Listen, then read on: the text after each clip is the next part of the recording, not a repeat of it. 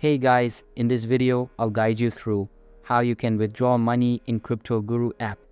Alright, so let's begin with the video. First of all, launch the CryptoGuru app on your device and make sure it is updated to latest version available. You might notice a balance like $30,000 displayed on the main screen.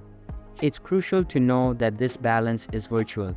If you see your virtual balance under your funds, it means the money isn't real. Because CryptoGuru functions as a trading simulator, it's designed for practice, not real transactions. The app uses simulated funds to mimic the trading experience without financial risk. Since the funds are virtual, there is no real money to withdraw. It's all part of the simulation to provide a learning environment. If anyone suggests you can withdraw real money from CryptoGuru, be worried. It's likely a scam as the app is strictly for simulation purposes only. CryptoGuru is a valuable tool for learning and practicing crypto trading without financial risk.